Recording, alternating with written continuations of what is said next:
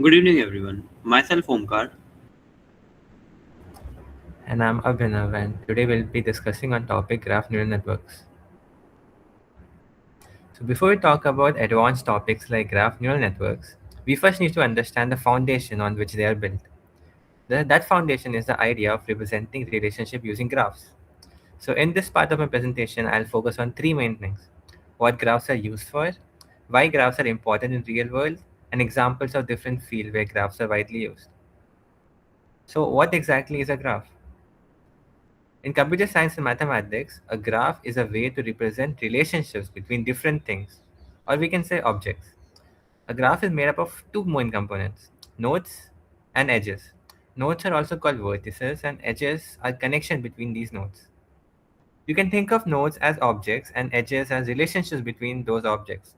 For example, a person can be a node, and the friendship between two people can become the edge.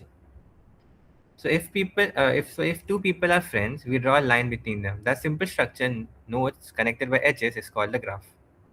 Now, why do we need graph? Why do we use graphs?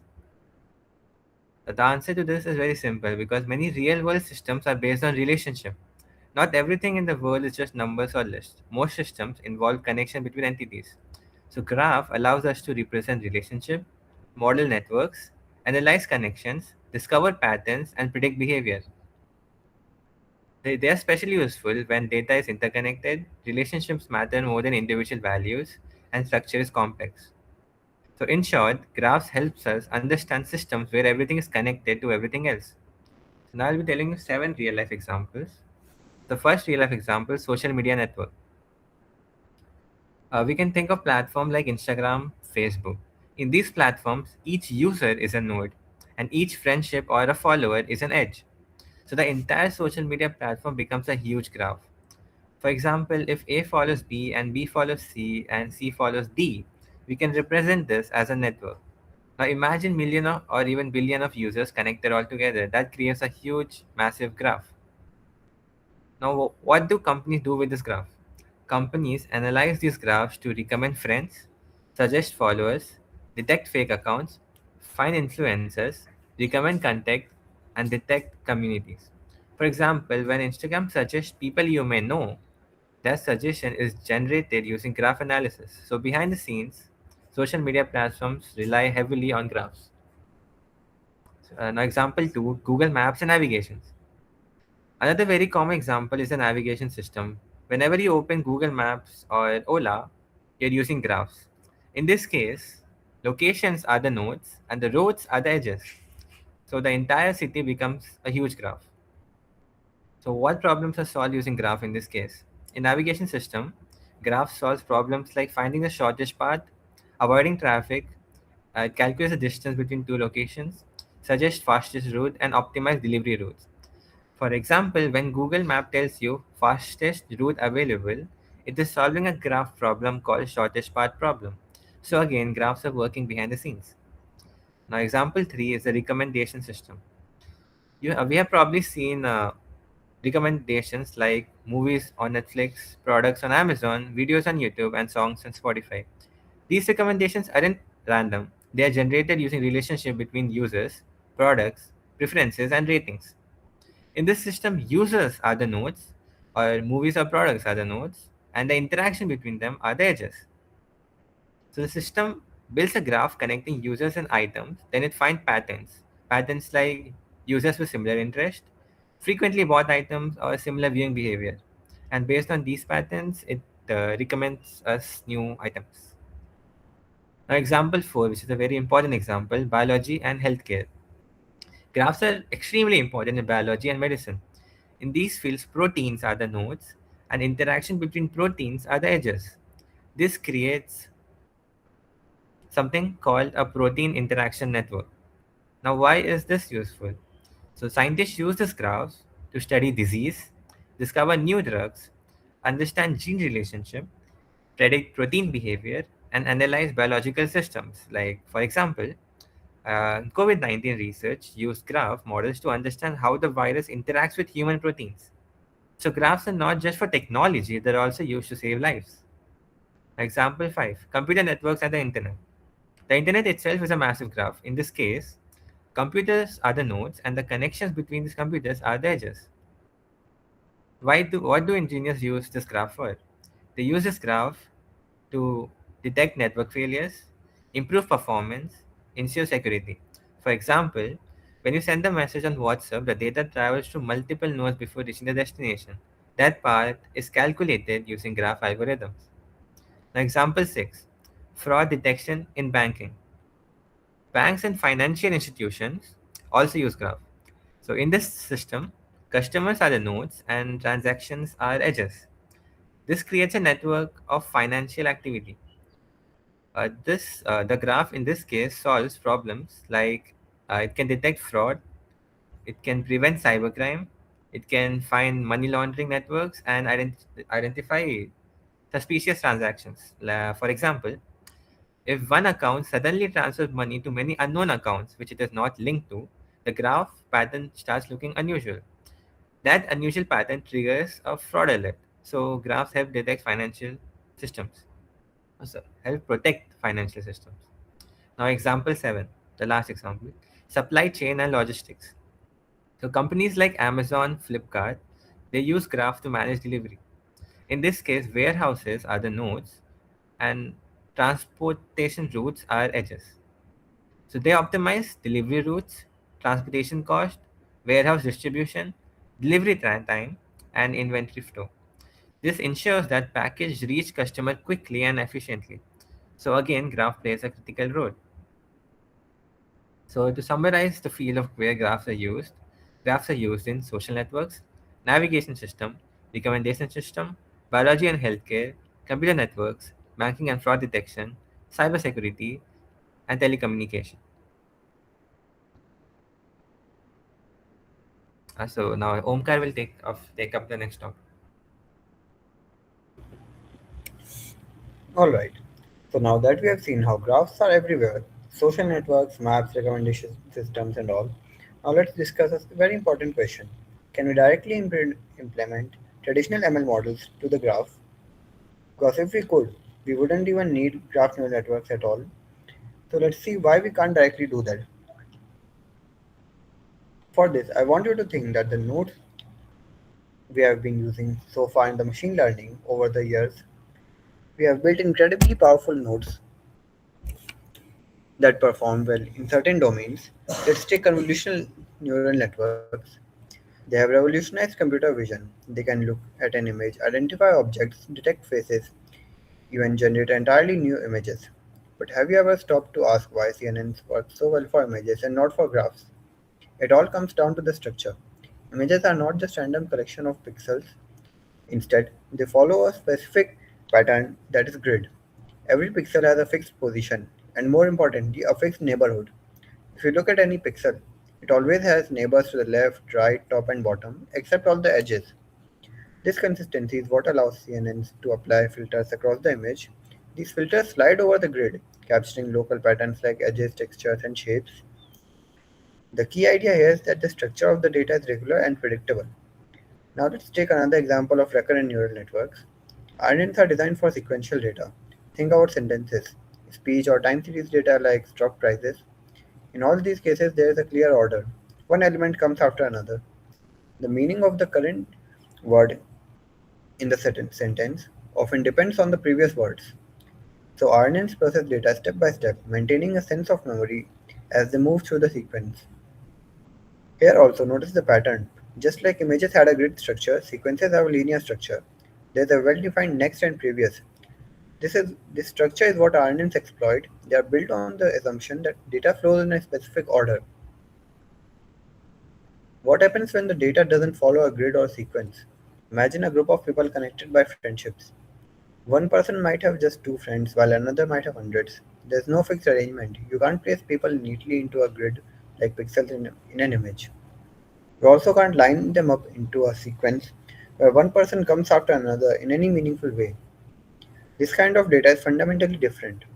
There is no concept of left or right or any consistent number of neighbors. Also, there is no natural ordering of nodes. Instead, what defines this type of data is relationships. And this is exactly where traditional machine learning models began to struggle. CNNs rely heavily on spatial locality and fixed neighborhoods. The entire structure is built around the idea that nearby pixels are related and predictable in a way.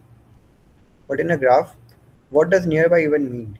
Two nodes might be connected directly even if they are completely far apart, or if they might not be connected at all, even if they appear close visually. Similarly, RNNs assume a strict order. They expect data to flow from one step to the next, but in a graph, there is no single path or sequence. Information can flow in multiple directions at the same time. A node can receive signals from many neighbors at once.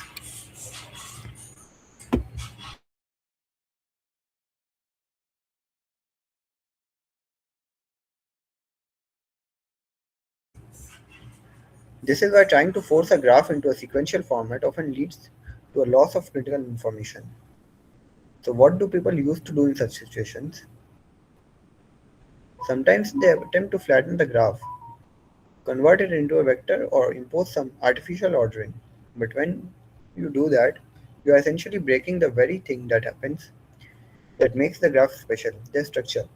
It's like taking a beautifully connected network and squeezing it into a straight line. You lose the richness and relationships, and that leads to poor performance because the model is no longer seeing the data in its true form. Suppose you are working on a recommendation system for a social media platform and you want to predict whether two users might become friends or not. The most important information here is not just the features of user individually, but how they are connected to others. Do they share same mutual friends? Are they part of the same community? And many other perspectives. A traditional model like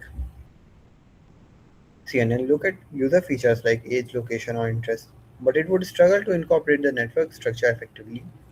It wouldn't naturally understand that two users might have many mutual friends, are more likely to connect or not. This is where the limitations become obvious. Traditional models are excellent at processing individual points, but graphs require us to process interconnected data points. And that's a completely different challenge. Another important aspect is to consider is variability in images. Every input has the same size, say 100 by 100 pixels. In sequences, you might have varying lengths, but you can still process them step by step. In graphs, however, example can be wildly different. One graph might have 10 nodes, another might have 10 million. One node might have 3 connections, another might have 300. This irregularity is what makes it extremely difficult to apply standard neural network architectures. Even defining operations like CNN becomes tricky. In convolution is well defined because the neighborhood is fixed, but in graphs, each node has a different neighborhood, size and structure. So how do you define a consistent operation across all nodes? And these problems led to the development of graph neural networks. GNNs don't try to impose orders where none exists. They embrace the irregularity. They work directly with nodes and edges. Also, they allow each node to gather information from its neighbors, regardless of how many neighbors it has or how they are arranged. So now that we have understood how traditional models fail and graph data and why we need a new better model for it, let's learn about the mathematical concepts used to design GNNs. For this, I would like to ask Abhinav to explain how graphs are represented in GNNs. Thank you. So, in the previous section, we discussed what graphs are and why they are useful in many real world applications. So, now before we can build a GNN, we need to understand something very important because computers cannot directly understand drawings of nodes and edges. They need numbers, matrices, and structured data. So, in this section, I'll explain you what the graph representation is, the mathematical form of a graph, adjacency matrix and feature matrix, edge list versus matrix representation, directed versus undirected graphs. So let us begin with the basic mathematical definition of a graph. In mathematics and computer science, a graph is represented as g equals to v comma e, where v comma e denotes points, where g is graph itself, v is set of vertices or nodes, and e represents edges or connections. So we already know what a graph and nodes and edges are in the first slide. So a graph is a collection of nodes and relationship between them. Nodes represent entities or objects, and edges represent relations or connections between nodes.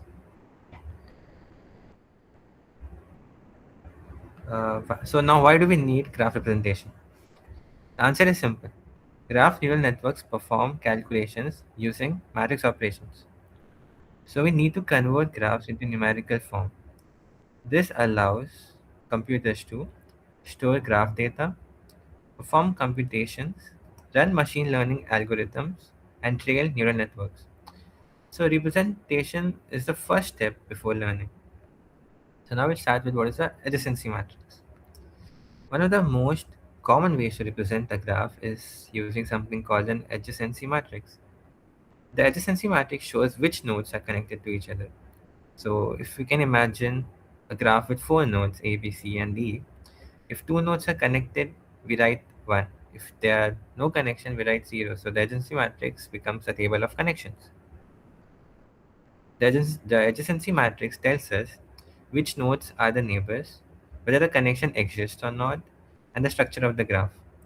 Each row represents a source node, and each column represents a destinated node. The matrix captures the entire connectivity pattern of the graph. The adjacency matrix has some very important properties. It is always a square matrix. Its size is n cross n, that is number of nodes cross number of nodes. So if we have 5 nodes, the matrix size becomes 5 cross 5. And if we have 10 nodes, the matrix cross is simply 10 cross 10, and so on. So now we'll move on to what is the feature matrix. While the adjacency matrix describes connections, the feature matrix describes the properties of each node. This is a very important in graph neural networks. The feature matrix stores information about the nodes. For example, in a social media network, node features might include age, location, interest, or number of friends. And in a product recommendation system, the node feature might include price, category, rating, or popularity. So each node has its own set of features. The features matrix is usually written as X. Here, here rows represent nodes and column represents features. So if we have 5 nodes, 3 features per node, the feature matrix size will become 5 cross 3. Now why is this feature matrix important in GNN? They're important because GNN learns pattern from both connection between nodes and feature of the nodes. Without node features, the model would only know the structure. With node features, the model understands the meaning. This is why both matrices are essential. So now we'll move on to the edge list representation. So another way of representing a graph is using an edge list. Instead of using a matrix, we simply store connections as pair of nodes. For example, you can take A comma B. Each pair represents one edge. So what are the advantages of edge list? Edge lists are simple, they're easy to store, they're memory efficient and easy to read. They're especially useful when the graph is large and the graph has very few connections. This type of graph is also called a sparse graph. Now I'm going to compare matrix representation with edge list. Edge list stores only connections and uses less memory and simple format.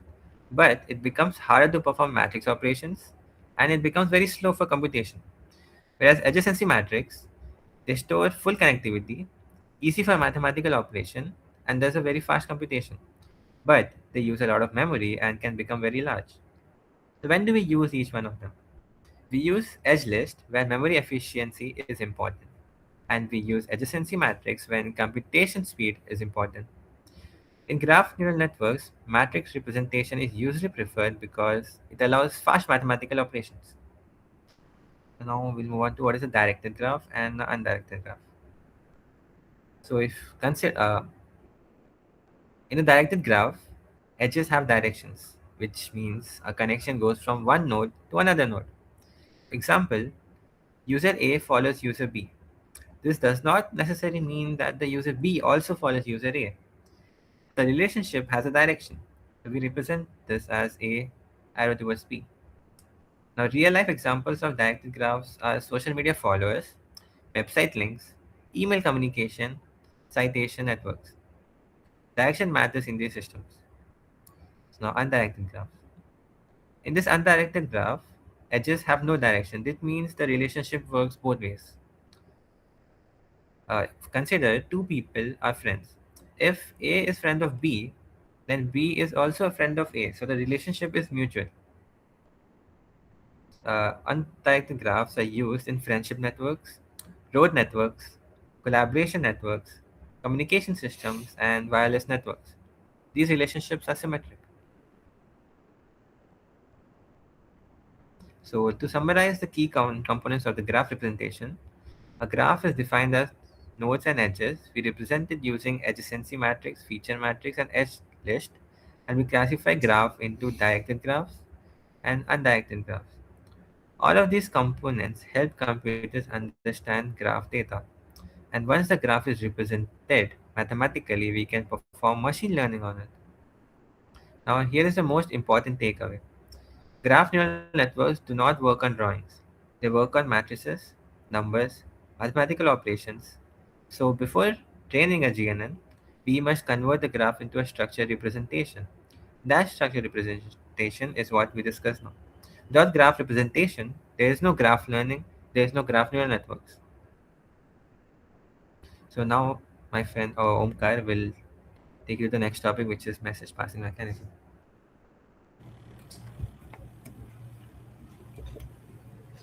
Thank you, Abhinav, for explaining how graphs are represented with nodes, edges, and matrices.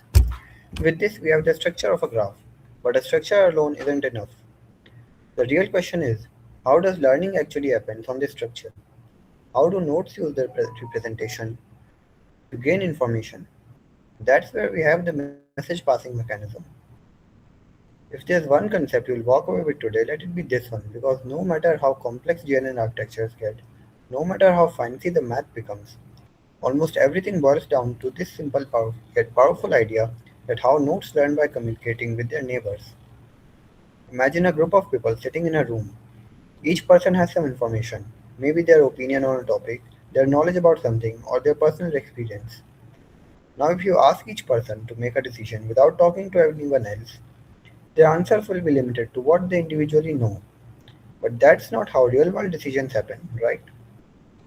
People talk, they discuss, they exchange ideas, they listen, they process, and then they refine their understanding.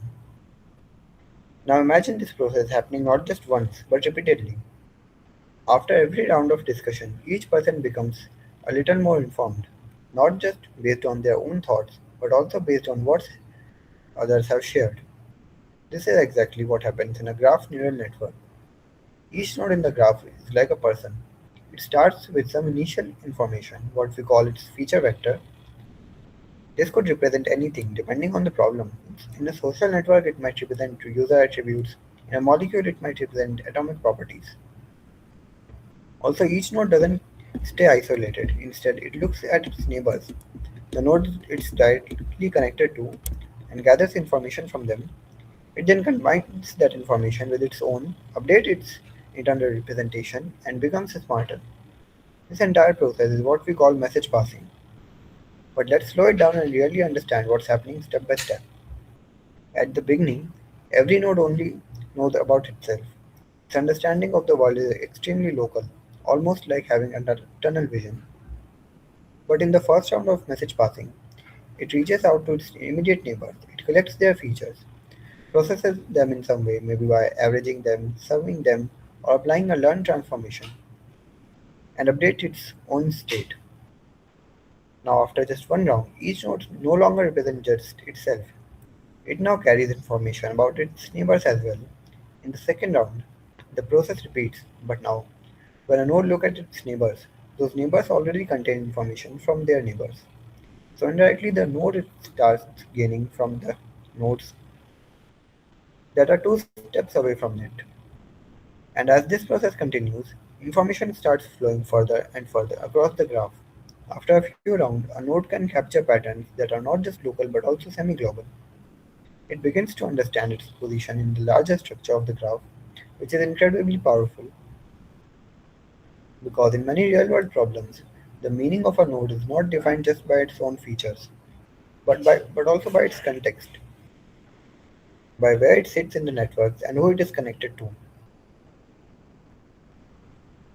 You might see an expression like AX, A of AX, A of AX, and so on. At first glance, you might not understand what it is, but once you tie it back to the intuition we just built, it becomes surprisingly simpler. Here A is the adjacency matrix of the graph. It is essentially a map of connections. If node I is connected to node j, then the entire ai, j is 1 or some weight, otherwise it's 0.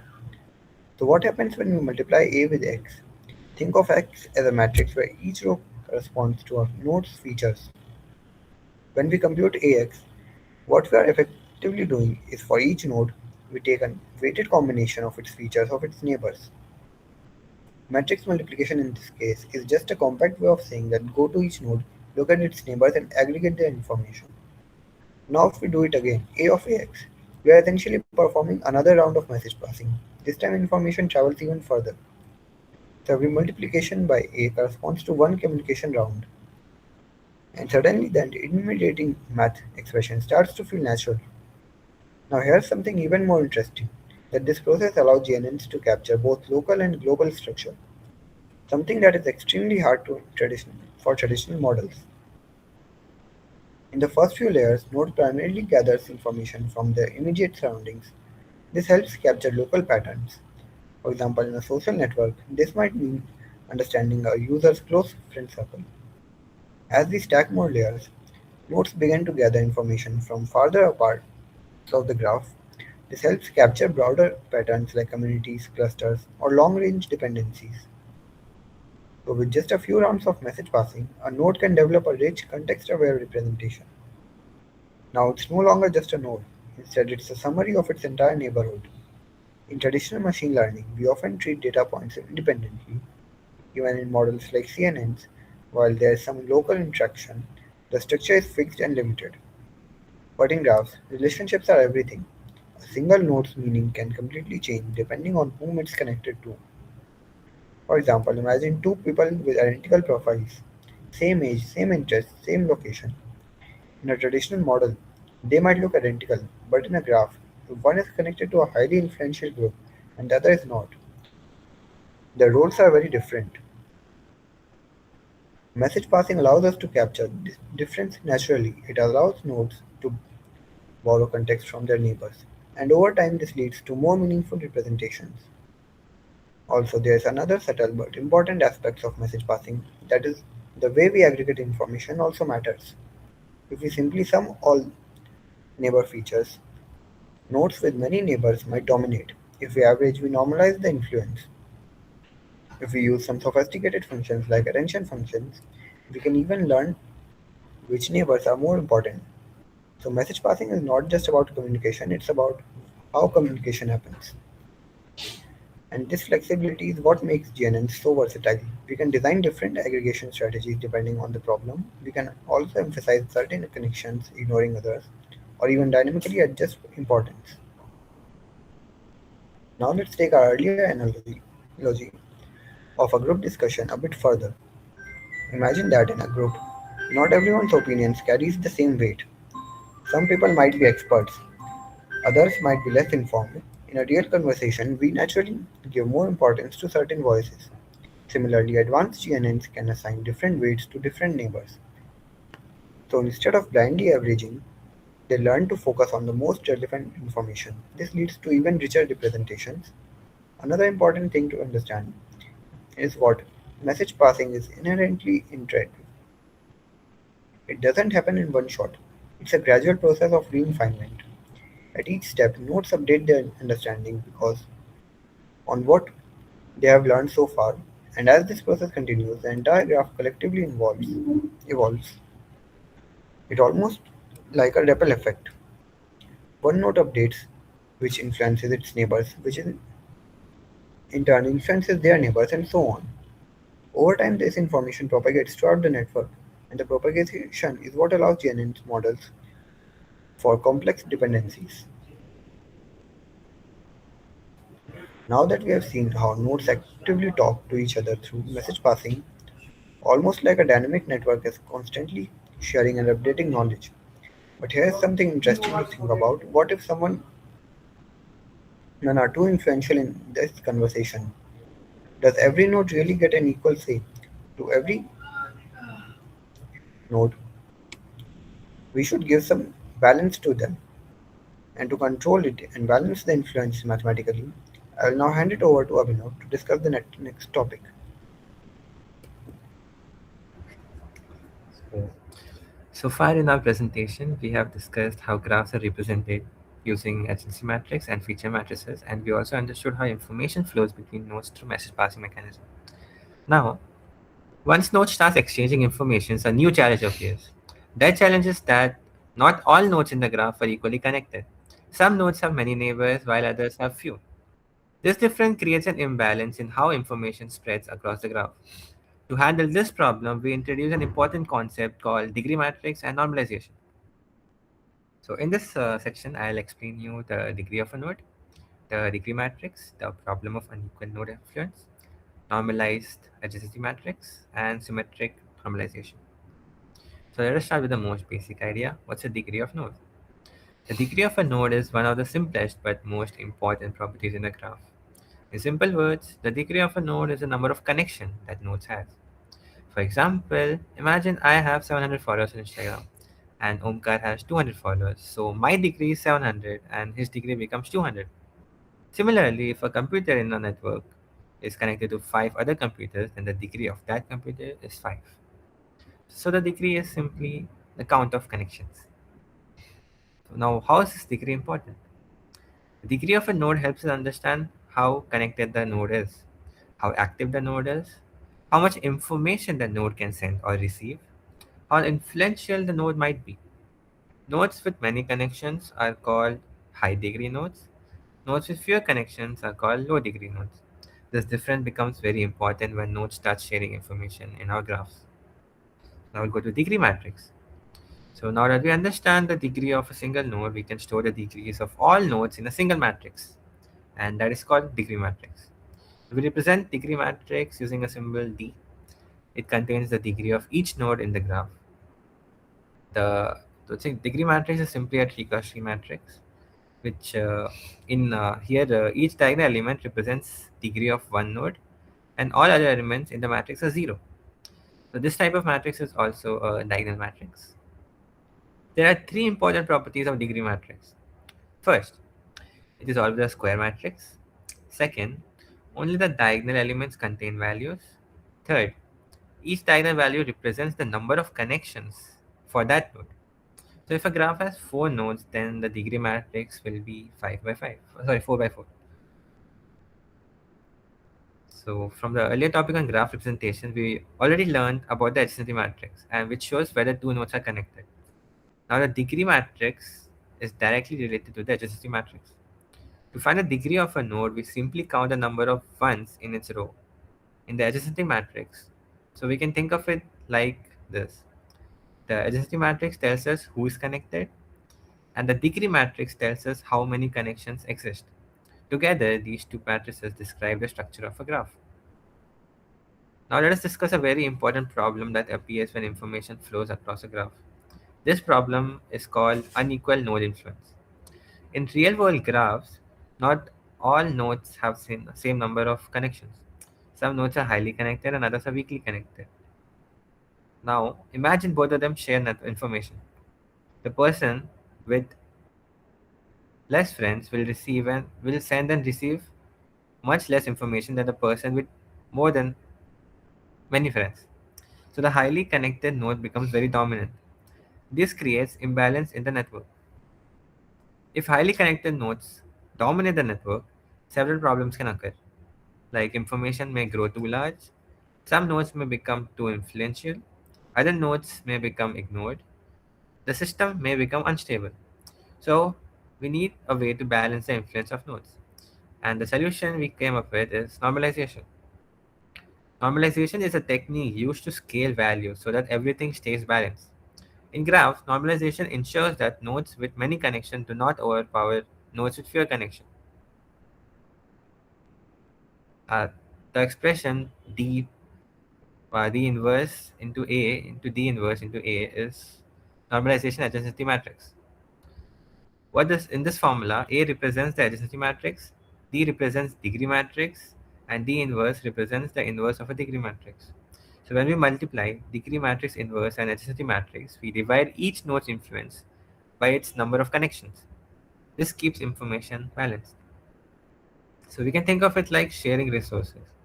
If one friend, if one person has 10 friends, then their attention must be divided amongst those 10 people. So each person receives a smaller portion. That is exactly what normalization does. It distributes influence evenly across connections. Now, what's a symmetric normalization? Uh, and why do we use it? Symmetric normalization improves stability and fairness in the graph. It ensures that both nodes in a connections are treated equally. It balances influence from both directions. This is especially important when information is exchanged repeatedly between nodes. Instead of adjusting influence from only one side, symmetric normalization adjusts both sides of the connection. So the sender is also balanced and the receiver is balanced too. This prevents information from becoming too large or too small as it moves through the network. Now, why is normalization important? Normalization is not just a mathematical trick. It plays a critical role in making graphs computations stable. Without normalization, highly connected nodes would dominate, information would grow uncontrollably, and systems could become unstable.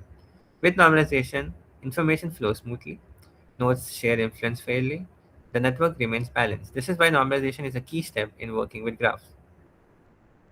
So, to summarize this, we learned that the degree of a node tells us how many connections it has. The degree matrix stores the degree of every node in a diagonal format.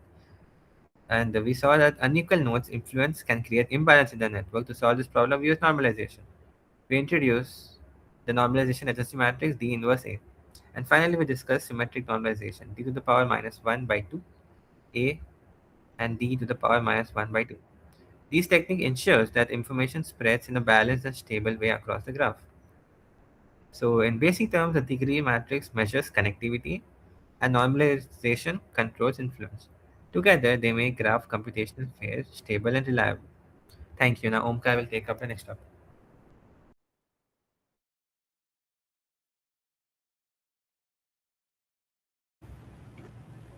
With this, let's move on to our another topic, that is layer formation. Up until now, we have talked about graphs, message passing, and how nodes communicate with each other. But the real question is, how do we turn all that into a structured learning process? How do we design something that behaves like a neural network layer and works on graphs? That's exactly what a GNN layer does.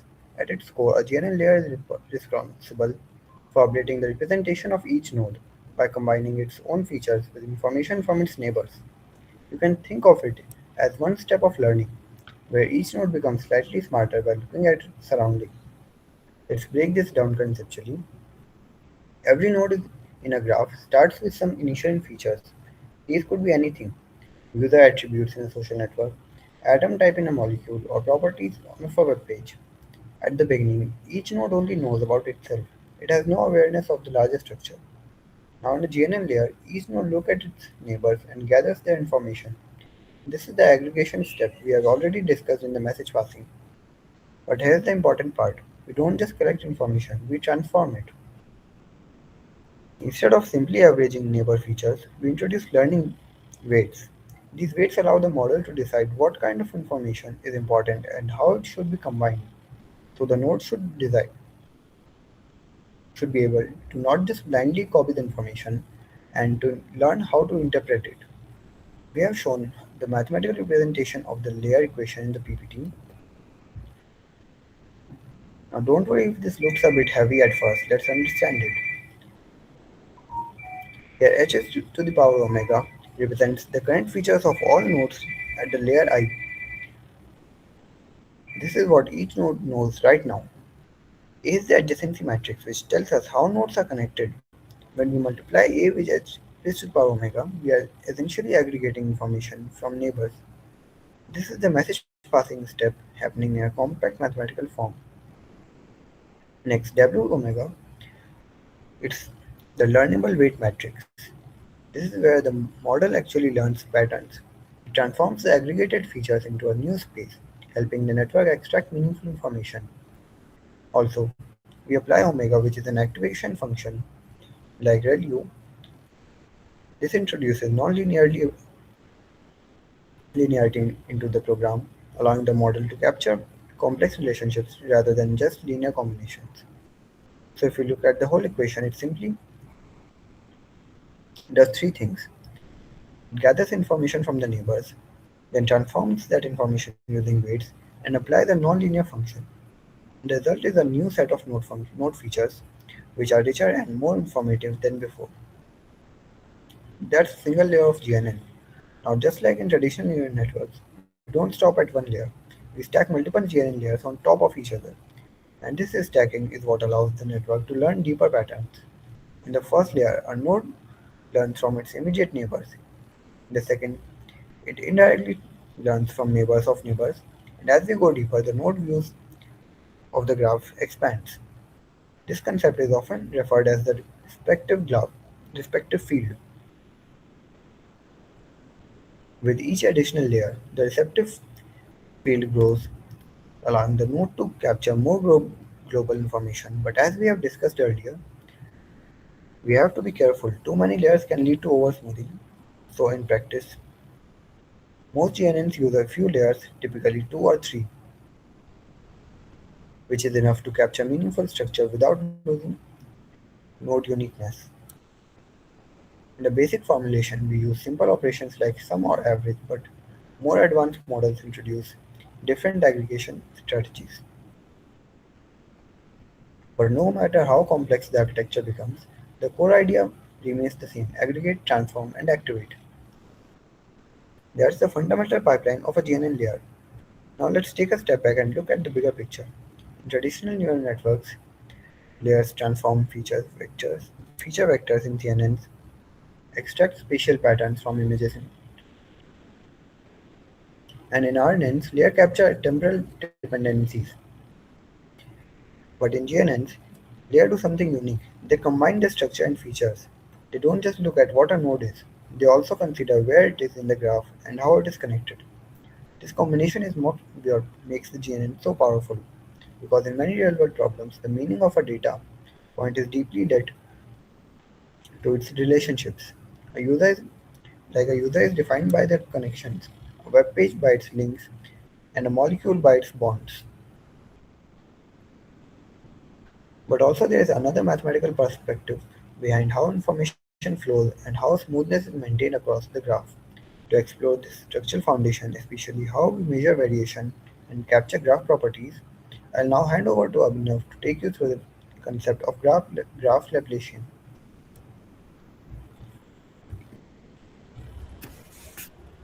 So far in the presentation, we have learned how graphs are represented using matrices, and we also discussed how normalization helps balance the influence of nodes in the network. Now that we understand connectivity and normalization, we are ready to introduce a very powerful mathematical tool used to analyze the structure of graphs. And this tool is called the graph Laplacian. The graph Laplacian may sound complicated at first, but the idea behind it is actually very intuitive. It helps us understand how nodes are connected, how information spreads, and how similar or different neighboring nodes are. So in this section, I'll be explaining you what the graph Laplacian is, the intuition behind it, why it captures the structure of a graph, and how it relates to smoothness in networks. So the graph Laplacian is defined using two matrices that we have already studied: the degree matrix and the adjacency matrix. The mathematical definition of graph Laplacian is simply L equals to D minus A, where L is the Laplacian graph, D is the degree matrix, and A is the adjacency matrix. So simply put, the graph Laplacian is the difference between the degree matrix and the adjacency matrix. Now, to understand this formula, we can understand it like the degree matrix tells us how many connections each node has, and the adjacency matrix tells us which nodes are connected. So when we subtract the adjacency matrix from the degree matrix, we get a new matrix that highlights the relationship between each node and its neighbors. This new matrix, the Laplacian matrix, captures how strongly each node is connected to the rest of this network. So in simple words, the graph Laplacian measures how different a node is from its neighbors. Now let us build an intuition using a real life example. Imagine a group of students working on a project. Each student shares ideas with their teammates. If everyone in the group has similar ideas, discussion will be smooth and consistent. But if one student has very different ideas from the rest, there will be disagreement or variations. The graph replication helps detect this difference. It tells us how similar or different each node is compared to its neighbors. We can also think of it like temperature of a room. If temperature is the same everywhere, the room feels stable. But if one corner is very hot and the other is very cold, this is an imbalance. The graph equation measures this imbalance. It detects how much a value changes across neighboring nodes. One of the main reasons the graph replication is important is that it captures the structure of the graph. Structure means how nodes are arranged, how strongly they are connected, and how tightly groups of nodes are linked. The replication contains all this information in the mathematical form.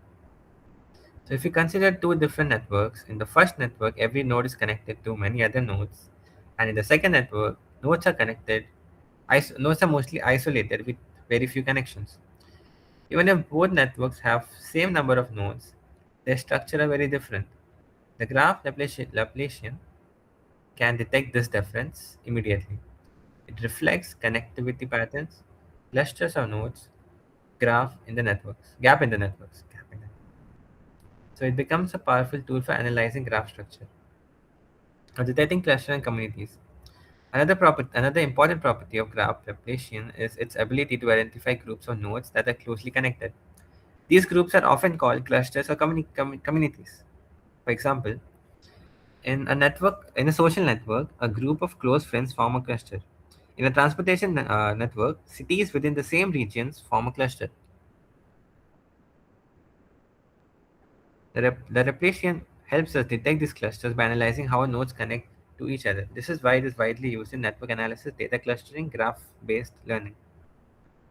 Now let us discuss another key concept related to graph replication, that is called the smoothness. Smoothness refers to how similar neighboring nodes are to each other. What does smoothness even mean in the graph though?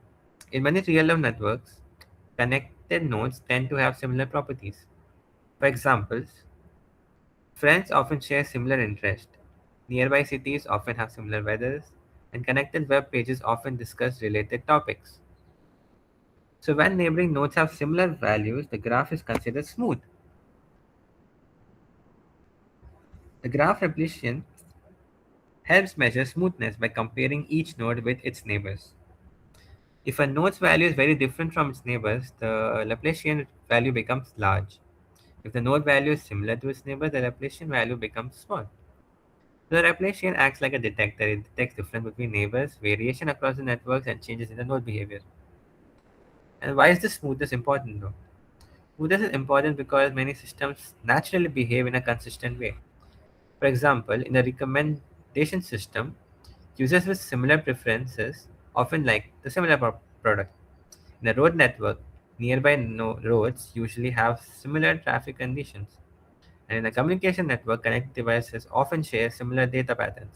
So smoothness helps maintain stability and consistency in the network, and the graph replication helps measure the stability. Now let us summarize what graph replication helps us understand. It helps us to analyze connectivity, difference between nodes, clusters of nodes, network stability, and similarity between neighbors. So in other words, the graph replication converts the structure of a graph into a mathematical form that can be studied and analyzed. Now, why are the graph replication widely used? They are widely used because it combines information from both connections between nodes and number of connections per nodes. This makes it extremely useful for understanding complex networks. It is commonly used in social networks, communication networks, biological networks. In all the system, the replication helps identify patterns and relationships. To summarize everything, let us quickly summarize the key ideas from this section. We learned that the graph replication is defined as degree matrix minus the adjacency matrix. It captures the structure of graph by combining connectivity and relationships. We understood that the replication measures how different a node is from its neighbors. We also saw that it helps identify clusters and patterns in networks. Finally, we learned that the graph replication is closely connected to the idea of smoothness, where neighboring nodes tend to have similar values. So, in simple terms, Degree matrix tells us how connected nodes are. Normalization balances their influence, and graph repetition helps us understand the structure and similarity within the network.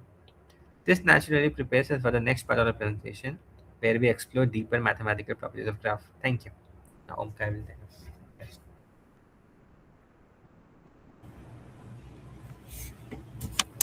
Yes. Now let's move on to one of the most interesting perspectives in graph learning, spectral graph theory. At first, this topic might sound like intimidating because of words like spectral, eigenvalues, and decompositions. But instead of thinking of it as a heavy mathematics, let's approach it with the simple idea. What if we could treat a graph like a signal?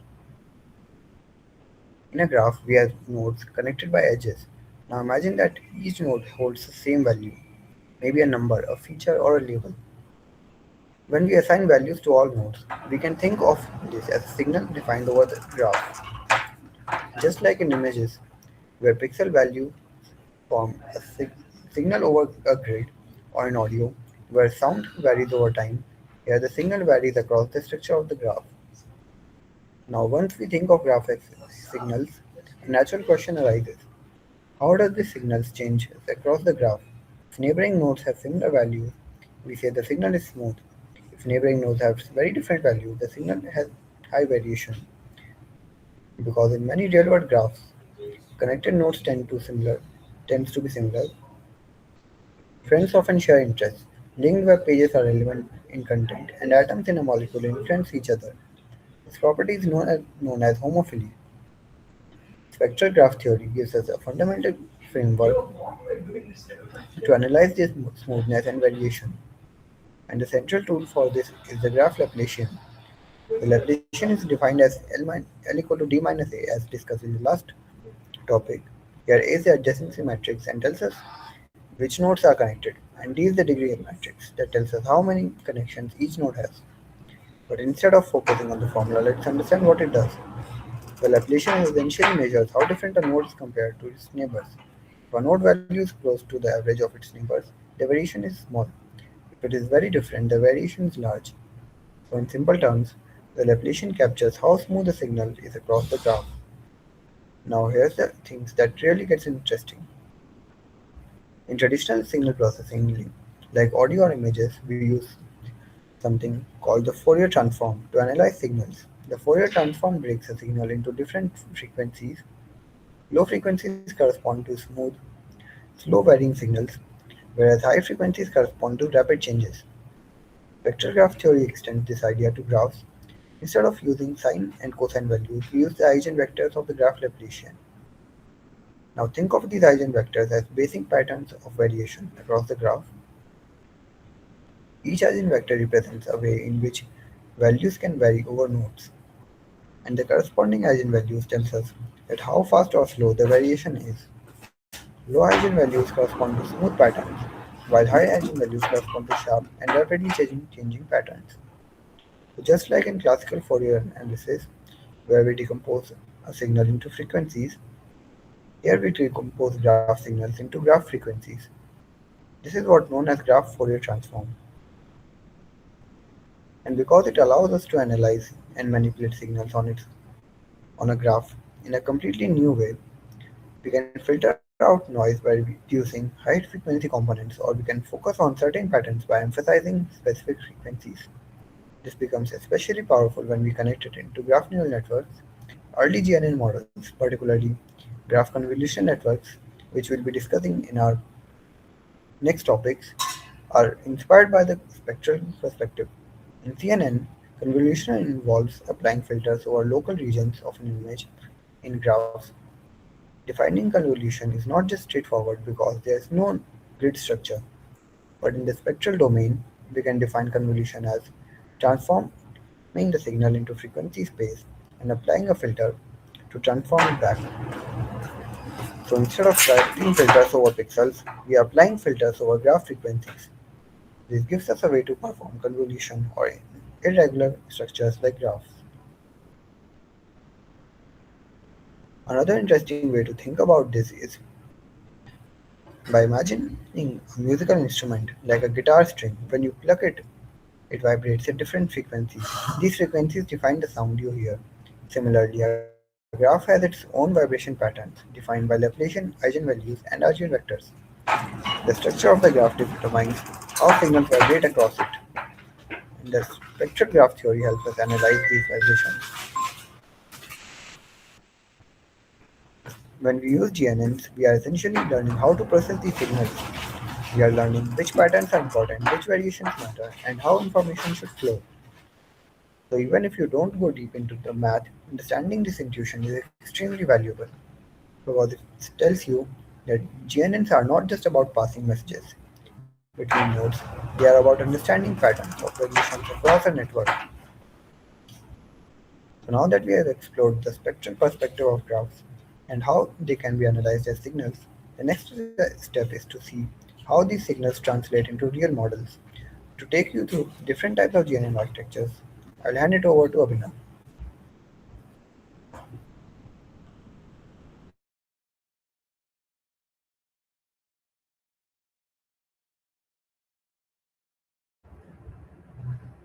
So far in the presentation, we have discussed how graphs are represented, how information flows between nodes, how normalization balances node influence, and how the graph Laplacian helps capture the structures of networks.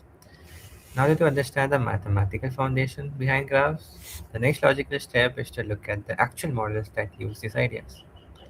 These models are graph neural network models or simply GNN models.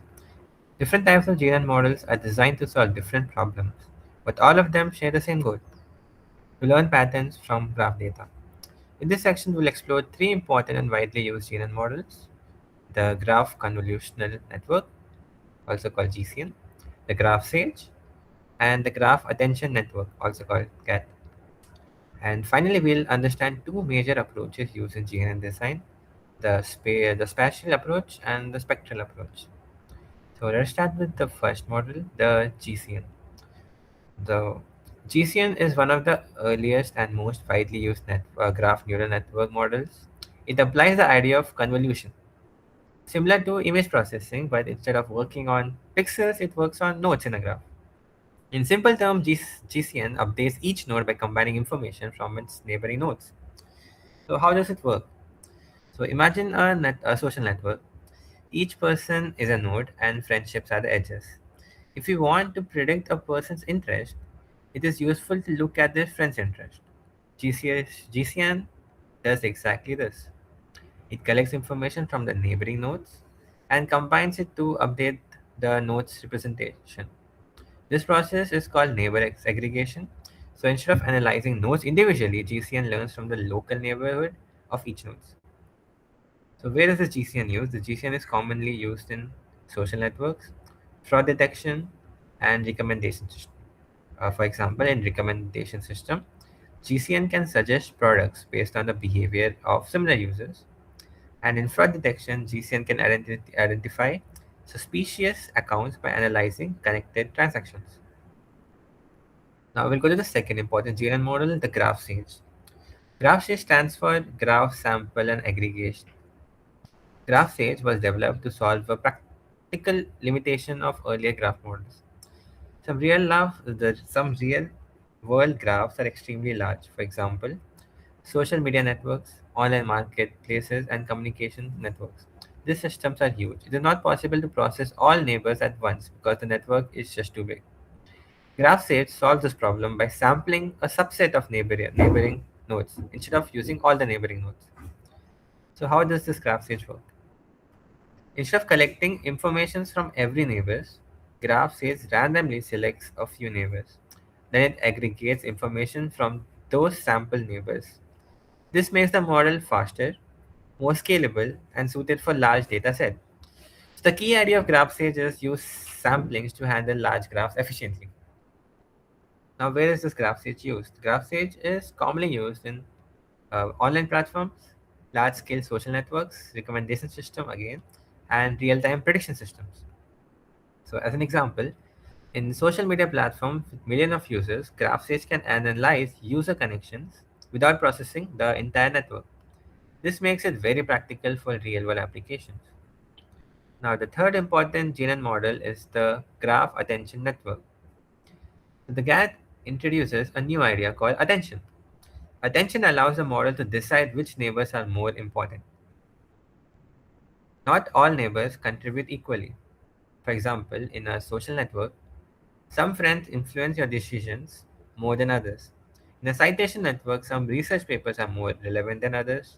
So instead of treating all neighbors as the same, GAT assigns different importance to each neighbor. This importance is called attention weight. GAT calculates a weight for each neighboring nodes. Important neighbors receive higher weights and less important neighbors will receive lower weights.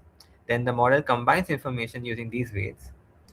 So the key idea of GAD is focus more on important neighbors and less on the irrelevant ones. So where are the GADs used? GADs are used in natural language processing and biological networks. For example, GAD can prioritize the most relevant users while making predictions and can focus on critical transactions only to detect the fraud. Comparison of these three. So GCN uses all neighbors, simple and effective, and is best for small graphs. Whereas Graph Sage samples neighbors out, scales well for large graphs, and efficient for big data sets. GAD assigns importance to neighbors, flexible and accurate, and focuses on relevant connections. So each model solves a different challenge in graph learning. Now we'll go to the approach, the spatial versus the spectral approach. These are two different ways to there are sorry, these are the spatial approach and the spectral approach are two different ways to design graph neural networks. The spatial approach focuses on local neighborhoods of the nodes. It directly looks at neighboring nodes and aggregates their information. This method is intuitive because it works similar to how humans analyze networks. We look at who is connected, what information they share, how neighbors influence each other. So the spatial approach is based on node-to-node connections. Example spatial nodes include Graph Sage and GAT. The spectral approach, on the other hand, focuses on the mathematical structure of the graph. Instead of directly looking at neighbors, it analyzes the graph using matrix operations. This method uses mathematical tools to study connectivity patterns and relationships. So the spectral approach is based on graph structure and mathematical representation. And the example of spectral node is the GCN. So let us imagine a city. The spatial approach is like walking through the city and observing nearby buildings. You focus on the local surroundings. But in the spectral approach, we look at the map of the entire city and analyze the overall structure. Both methods provide useful information, but they use different perspectives. These GNN models are important because they allow computers to understand complex relationships in graph data. Traditional machine learning models struggle with graph data because graphs do not follow a fixed structure, but GNN models can. They can handle irregular connections, learn relationship between nodes, and capture patterns in networks. So they are powerful tools for analyzing modern data. Now, as in real-world impact, graph neural network models are used in many situations. For example, the social media platforms use GNN to recommend friends. Online stores use GNN to recommend products. Banks use GNN to detect frauds. Navigation systems use GNN to analyze road networks. Healthcare systems use GNN to study disease patterns. So these models are not just theoretical; they are actively used in real world technology. To summarize this, in this section we learn three major types of GNN models: a graph convolutional network, which aggregates information from all neighbors; Graph Sage samples neighbors to handle large graph efficiently. Graph Attention Network assigns importance to neighbors using attention. We also discussed two design approach. The spatial approach focuses on local neighborhoods. The spectral approach focuses on mathematical graph structure. Together, these models form the foundation of modern graph neural networks.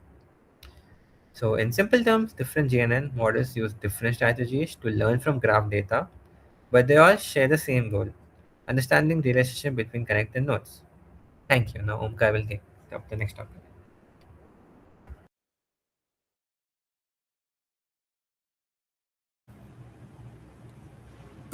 Now let's talk about a Limitation of graph neural networks. Up until now, everything about GNNs has sounded almost perfect. Nodes communicate with neighbors, information flows through the graph, representation gets richer, and so naturally. You might think if one layer is good, two layers are better, so 10 layers must be amazing, right? That's a very natural intuition. After all, in traditional deep learning, especially with models like CNNs, increasing depth even offers better performance. Deeper networks can capture more complex patterns, build hierarchical features, and achieve remarkable accuracy. But here's the twist. In GNNs, more layers don't always mean better performance. In fact, beyond a certain point, adding more layers can actually make the model worse. And that's because of something called oversmoothing. Remember how message passing works?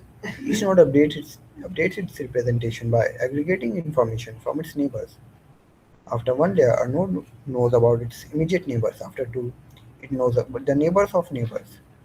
With each additional layer, information spreads further across the graph. At first, this is exactly what we want, but nodes gain more context, understand their surroundings, and become more informed. Here, what happens if this process continues again and again? Imagine you start with nodes that have very distinct features. Maybe in a social network, different users have unique interests. Some like sports, others music, and some others like technology. Now, during message passing, each node begins to average its features with those of its neighbors. So, a sports person will be connected to a music person, might become a mix of both. That's fine, it reflects real world influence. In the next layer, this mixed representation spreads further. Nodes start incorporating information from a wider neighborhood. Differences begin to blur. By the time you stack many layers, something unexpected happens. All nodes start to look very familiar. Their representations converge. The uniqueness that once distinguished them begins to disappear, and eventually the entire graph collapses into almost identical node embeddings. It's as if all individually in the graph gets washed away. Now let's use a simple analogy to make this even clearer. Imagine you have different colors of paint: red, blue, green, and yellow. Each color represents a unique node with its own identity. Now you start mixing those neighboring colors together. At first you get interesting combinations like purple, orange, teal, and all. That's like early layers of GNN. Diversity is present but enriched. But if you keep mixing and mixing, eventually everything turns into the same muddy color. No matter where you look, it's all the same. That's exactly what happens in oversmoothing. The model loses its ability to distinguish between nodes. And if the model can't tell nodes apart, how can it make meaningful predictions? This is why oversmoothing is such a critical issue. Now let's connect this intuition to the mathematics behind it. In many GNNs, especially those based on graph convolution networks, each layer involves multiplying nodes features by a normalized adjacency matrix, something like the equation shown in the slide, where A represents a normalized version of the adjacency matrix. Now, if you apply the operation repeatedly, layer after layer, you are effectively multiplying the feature matrix A multiple times. And as you keep multiplying the normalized matrix, the result starts to converge, especially nodes representations begin to align with the dominant eigenvectors of the matrix. Without going too deep into linear algebra, the main part is simple. Repeated averaging causes convergence, and convergence means similarity. So mathematically, oversmoothing is not just a coincidence, it's an inherited property of the operation itself. In CNNs, deeper layers capture higher level abstractions, early layers detect objects like and middle layers detect shapes. But in GNNs, deeper layers don't necessarily add abstraction in the same way. Instead, they expand the receptive world, the region of the graph a node can access. And while that sounds beneficial, it comes with a trade-off: more context versus loss of distinction. At same point, the outweighs the benefit. Now you might wonder, does this mean GNNs are fundamentally unlimited? Not really, but it does mean that we have to be careful. In practice, most GNN architectures use only a small number of layers, like 2 or 3. This is often enough to capture useful local and slightly global information without causing excessive smoothing. It's a bit counterintuitive at first. In learning, we are used to going deeper and deeper, but in GNNs, shallow networks often perform better. One approach is to introduce residual connections, similar to those in ResNets. These connections allow nodes to retain some of their original features, preventing them from being completely overwritten by their neighbor informations. Another approach is attention mechanisms, where nodes selectively focus on important neighbors rather than blindly averaging everything. There are also methods like drop edge, which randomly remove edges during training to reduce excessive information mixing. And while some level of smoothing is desirable, it helps reduce noise and capture patterns. Too much smoothing destroys useful information. So the main goal is to balance. We want nodes to learn from their neighbors but not become indistinguishable from them. Now that we have seen how oversmoothing can blur nodes, I would like to ask Abhinav to explain how a GNN model is trained in real life.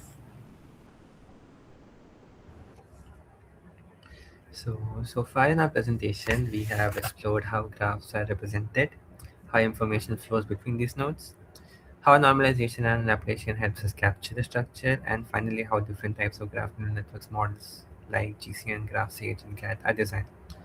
Now that we understand how these models are built, the next important step is to understand how we actually train a graph neural network. The training is the process where the model learns from the data and improves its predictions over time.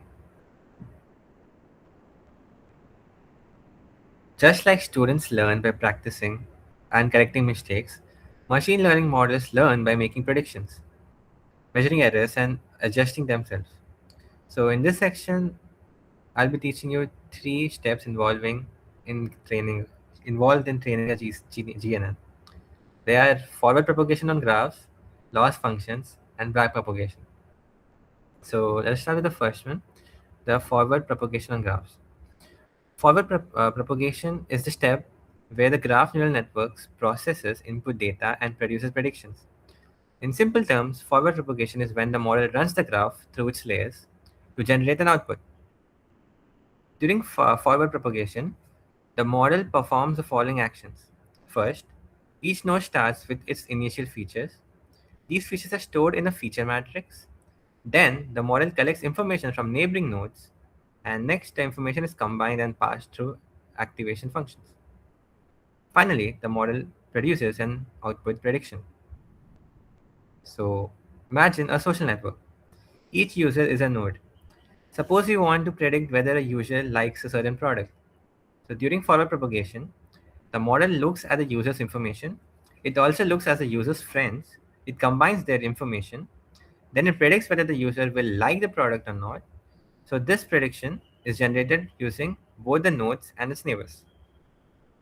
Now, there are different layers in graph propagation.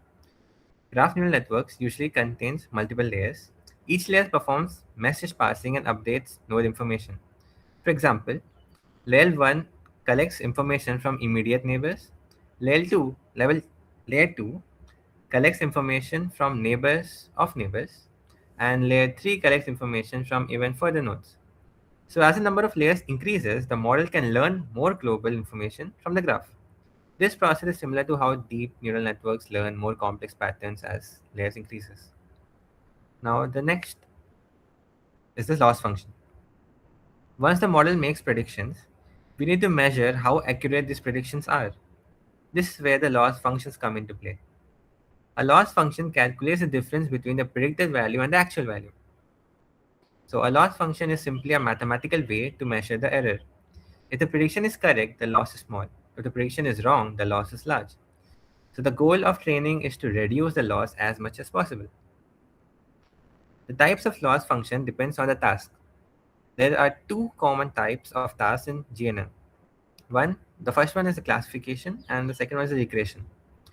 Classification means predicting categories. For example, spam or not a spam, fraud or not a fraud, or types of disease. So in classification tasks, the model assigns each node to a specific class. So the loss function measures how different the predicted class is from the actual class. Now regression means predicting numerical values. For example, predicting the house prices or predicting temperature or the yeah, predicting temperature. In regression tasks, the model predicts numbers. So the loss function measures how far the predicted number is from the actual number. Now, why are the loss functions important? Loss functions guide the learning process. Without the loss function, the model would not know whether its predictions are good or bad. So the loss functions acts like feedback. It tells the model you're correct or you need to improve. This feedback allows the model to learn from its mistakes. The last step is the backpropagation. Backpropagation is the process where the model updates its parameters to reduce the loss. After forward propagation, the model calculates the loss. Then backpropagation begins. During this step, the model traces the error backwards through the network. It calculates how much each weight contributes to the error, then it adjusts the weights to reduce the errors. So backpropagation is very essential. Now imagine preparing for an exam. You take a test and get some questions wrong. Then you review your mistakes. You identify where you went wrong. You study those topics again, and next time your score improves. This process is similar to backpropagation. The models learn from the mistakes and improve step by step. Now we'll be discussing the role of weights in this training. Weights are the parameters that control how strongly information flows between nodes. During training, weights are continuously updated. If a connection is important, its weight increases. If a connection is less useful, its weight decreases. And over the time, the model learns the best set of weights. Let us now summarize the full training cycle. Step 1 is the forward propagation, where the model makes predictions. Step 2 is the loss calculation, where the model measures the errors. And the step 3 is the back propagation, which is the model updates weights. This cycle repeats many times, and each repetition is called an epoch. As the number of epochs increases, the loss decreases and the prediction becomes more accurate. The model becomes better at learning patterns. Now, why is this training important? Training is important because it allows the models to adapt to data. Without training, the model would produce random predictions. But with training, the models learn relationships between nodes. So training transforms the model from a simple mathematical structure into a useful prediction system. So let us consider a fraud detection system. Each bank account is a node. Transactions between accounts are edges. The goal is simply to detect fraudulent accounts. So during training, the model analyzes transaction patterns. It predicts whether an account is fraudulent. The loss function measures prediction errors, and the back propagation updates the model. Over time, the system becomes better at detecting fraud. So training a GNN is a repeatedly learning process. It involves making prediction, measuring errors, and updating the model. This process continues until the model performs well. So as a summary, forward propagation is when the model processes graph data and produces a prediction. Loss function measures how accurate the predictions are, and backpropagation updates the model to reduce errors. So, in simple terms, training is the process that allows a GNN to learn from data, improve its prediction, and become useful in real application. Now, Omkar will take up the next topic. Once again, thank you Abhinav for explaining how a GNN model is trained. Now let's zoom out and look at the bigger picture. Up until now, we have gone quite deep into GNN's work, like message passing, normalization, laplacians, and even their limitations. But at this point, it's important to step back and ask a much broader question. Why are GNNs getting so much attention in both academic and industry? The answer lies in one fundamental idea that GNNs don't just process data, they process relationships. Traditional machine learning models are incredibly good at analyzing individual data points. A CNN looks at an image and extracts patterns from pixels. An RNN processes a sequence and captures dependencies over time. When standard feed-forward networks treat inputs as feature vectors and collection of attributes describing a single entity. But here's the limitation. All of these models, in one way or another, focus on individual units of data. They might consider local context or temporal relationships, but they don't inherently model complex arbitrary connections between different entities. And that's where the real world becomes challenging. Because in reality, almost nothing exists in isolation. People are connected to each other. Web pages are linked. Products are related, and molecules are formed by atoms interacting with each other. The world is not just data; it's a network of data. And this is exactly where GNNs shine. Instead of asking what is the data point, GNNs ask how is this data point connected to others, and what does that tells us. This shift in perspective is incredibly powerful because often the meaning of something is not defined by its features alone, but by its position in a network.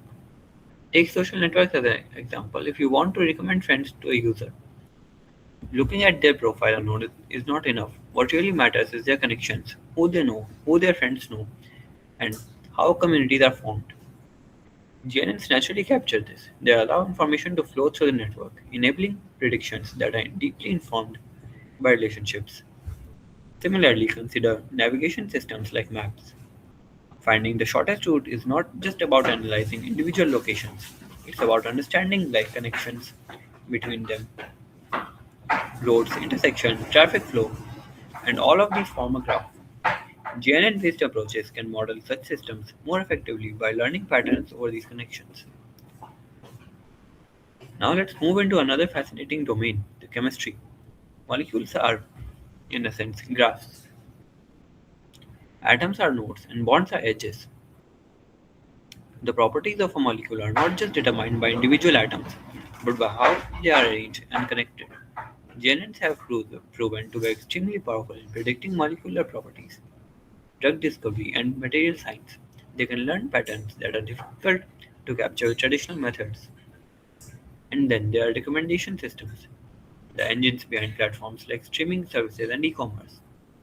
When you watch a movie or buy a product, your behavior is not isolated, it's connected to the behavior of millions of other users. Products are linked through co purchases, users are linked through shared preferences, and interactions from a massive network. GNNs can model these interactions directly, leading to more accurate and personalized recommendations. Another critical application is fraud detection. In financial systems, fraudulent activities often doesn't stand out when viewed individually. But when you look at the network of transactions, patterns start to emerge.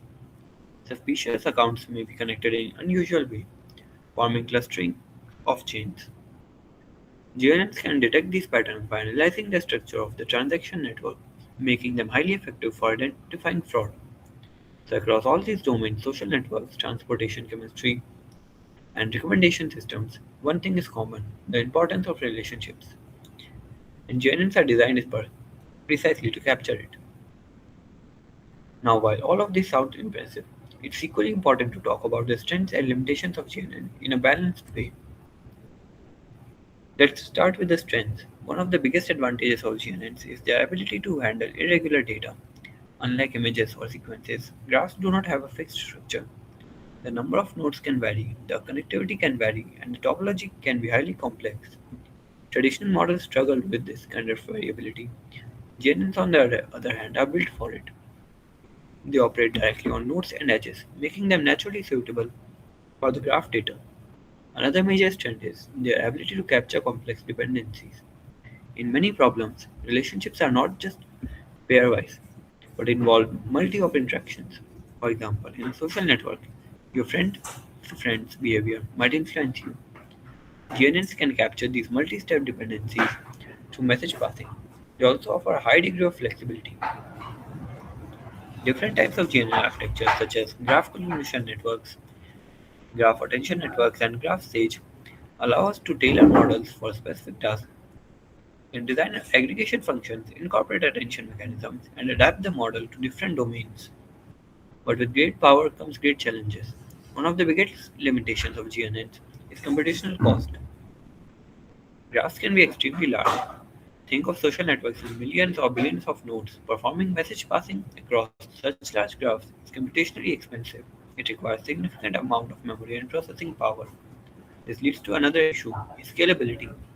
While GNNs work well on small to medium-sized graphs, scaling them to very large graphs is non-trivial. Researchers have developed techniques like sampling and mini-batching, but this remains an area of active research. So, as we have come to the end of this session, let's take a moment to reflect the journey we have gone through. We started with a simple question: how do we model data? And that isn't really arranged in grids like images or sequences like text.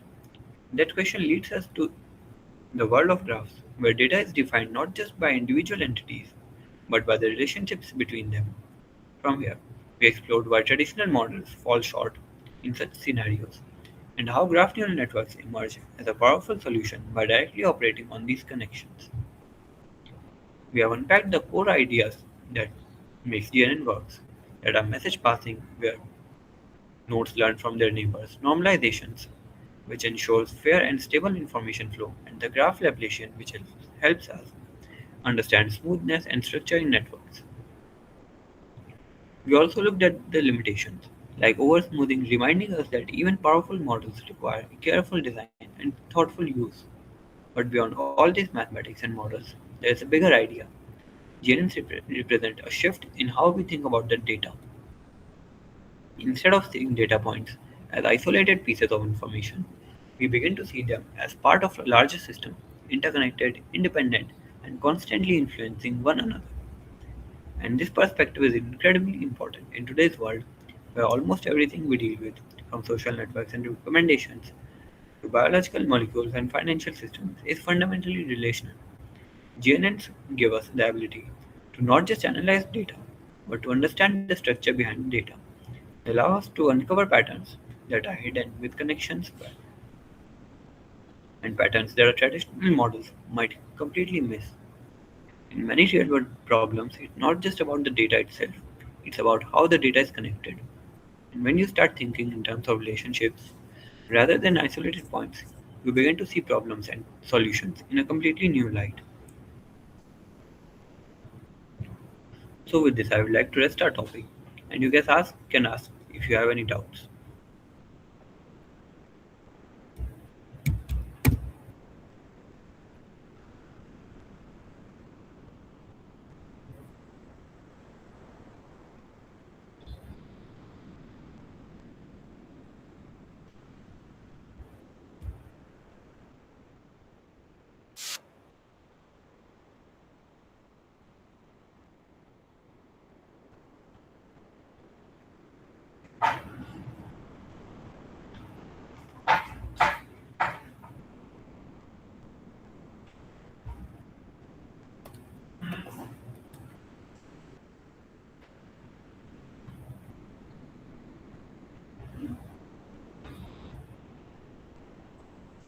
If you don't have any doubts, we can start with a quiz we have prepared for you guys.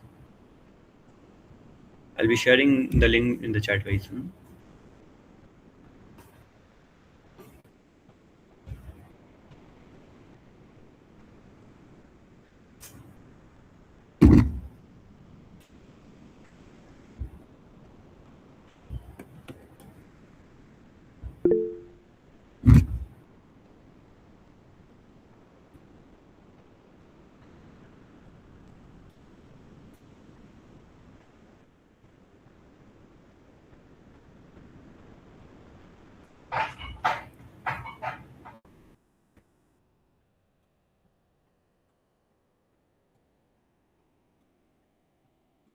Hello everyone, the link to the quiz is being shared in the chat box. Please join it. We'll be starting the quiz in around 5 minutes.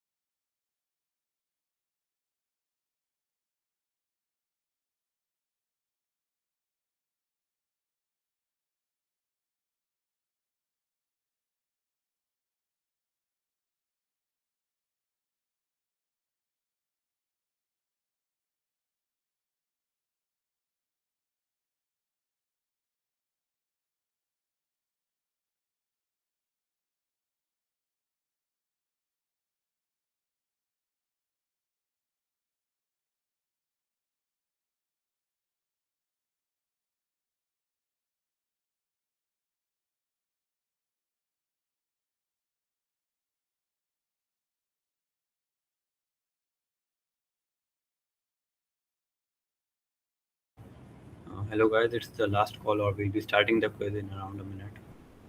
Please join it quick.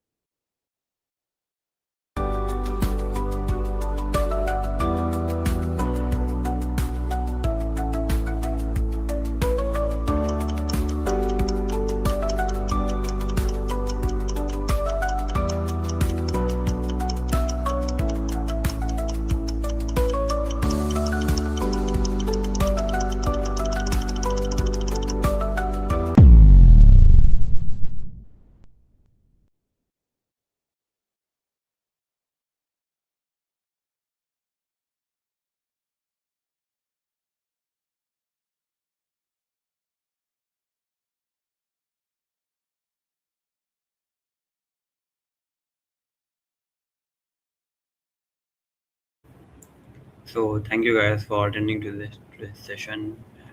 That's all. The attendance form will be shared in the chat link.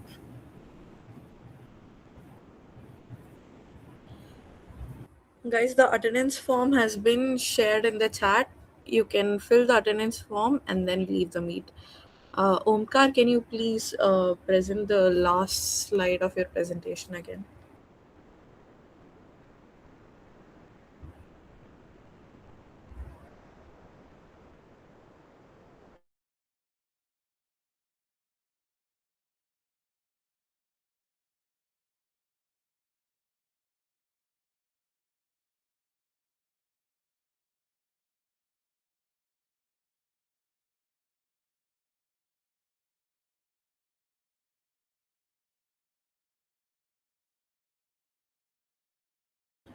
Thank you, Omkar. You can close it. You and Abhinav can leave the meet if you want.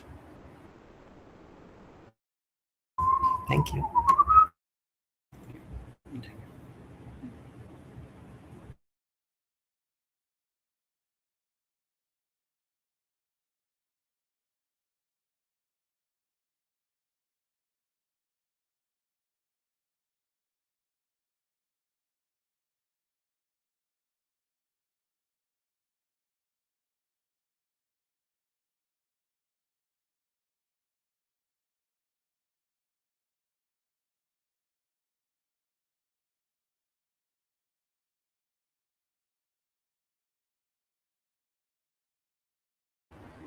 Guys, the meet will end at 5:50. By then, please fill the attendance form.